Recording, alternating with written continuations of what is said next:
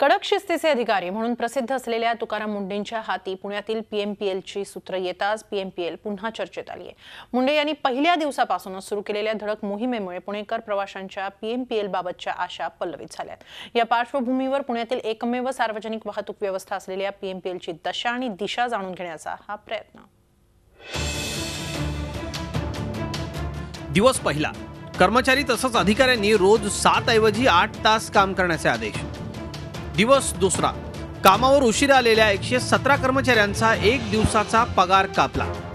दिवस तिसरा, सूचना देऊनही कामावर उशिरा आलेल्या 5 कर्मचाऱ्यांचं निलंबन। दिवस चौथा, रात्रपाळीच्या दरम्यान डुलकी घेणाऱ्या 9 कर्मचाऱ्यांचं निलंबन। याशिवाय 100 नादुरुस्त बसेस 15 दिवसांच्या आत रस्त्यावर आणणं, ब्रेकडाऊनची संख्या कमी करणं, कंत्राटी बसेसचा वापर नियंत्रित ठेवणं, बसेस स्वच्छ तसंच नीटनेटके ठेवणं, कर्मचारी तसंच अधिकाऱ्यांनी नीटनेटकं राहणं, ही यादी बरीच मोठी आहे। नवी मुंबईतून मुदतपूर्व बदली झालेल्या तुकाराम मुंडे यांची पीएमपीएलच्या अध्यक्षपदी नियुक्ती झाल्यानंतर हा इम्पॅक्ट पडलाय। हे सगळं करावं लागतंय, यामागं अनेक कारणं आहेत। पुण्यातली पीएमपीएल ही आजच्या घडीला एक मोडकळीला आलेली व्यवस्था आहे। पुणेकर प्रवाशांना जेव्हा पाहिजे तेव्हा आणि जिथे पाहिजे तिथे बस मिळणं नेहमीच दुरापास्त ठरतं। शहराची लोकसंख्या लक्षात घेता पीएमपीएलच्या ताब्यात सुमारे 3000 बसेसची आवश्यकता आहे। प्रत्यक्षात ताफ्यात 2100 बसेस आहेत। यापैकी 1200-1300 बसेस रस्त्यावर धावतात। उर्वरित बस कायम नादुरुस्त असतात। बसेसची अवस्था तर सांगता सोय नाही। चालक वाहकांचं वर्तन हा देखील तितकाच गंभीर विषय आहे। या सगळ्याचा परिणाम म्हणजे अलीकडच्या काळात पीएमपीएलच्या प्रवासी संख्येत तसंच उत्पन्नात मोठी घट झाली आहे। शहरातील वाहतूक समस्या गंभीर असूनही पीएमपीएल म्हणजे नको रे बाबा अशी प्रवाशांची मानसिकता झाली आहे। या पार्श्वभूमीवर तुकाराम मुंडेंच्या रूपानं पुणेकरांना एक आशेचा किरण गवसलाय।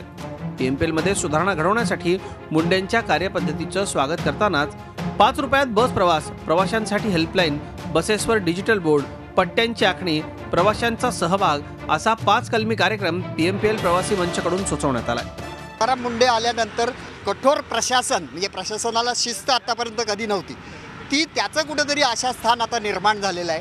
त्यांनी बदल्या केल्या, त्यांनी वेळ वाढवला, निलंबनाची कारवाई केली, ही गोष्ट चांगली आहे, पण ही नैमित्तिक असू नये, ही स्थायी स्वरूपाची असली पाहिजे।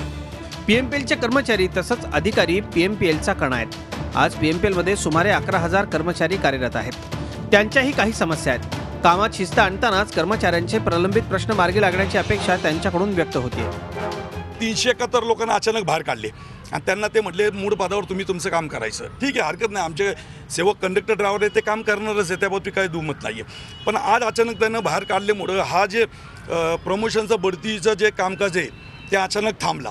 आता हे काम कसं साहेब पूर्ण करतील, हे काम तर साहेब पूर्ण करताना आम्हाला त्यांच्याकडून हे आशा आहे। पहिली गोष्ट आउटसोर्सिंग आहे, हे साहेबांनी बंद करावं।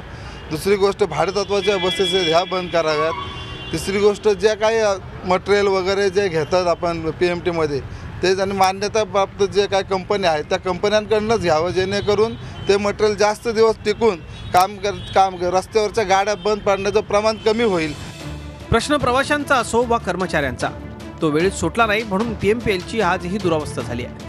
आज दिवसाकाठी 10.5 लाख प्रवासी पीएमपीएलनं प्रवास करतात। हा आकडा वाढल्यास पुण्यातल्या वाहतूक समस्येला मोठ्या प्रमाणावर दिलासा मिळणार आहे। बीआरटीची सक्षमपणे अंमलबजावणी असो वा चालक वाहकांची कर्तव्यनिष्ठा, अशा अनेक बाबीतून ते साधलं जाणार आहे। आता तुकाराम मुंडेंच्या हाती पीएमपीएलचं स्टेअरिंग आलंय। 8 वर्षात 14 अध्यक्ष हा पीएमपीएलचा इतिहास राहिलाय। त्यामुळे सरकारला पीएमपीएल बद्दल किती तळमळ आहे हे वेगळं सांगायची गरज नाही।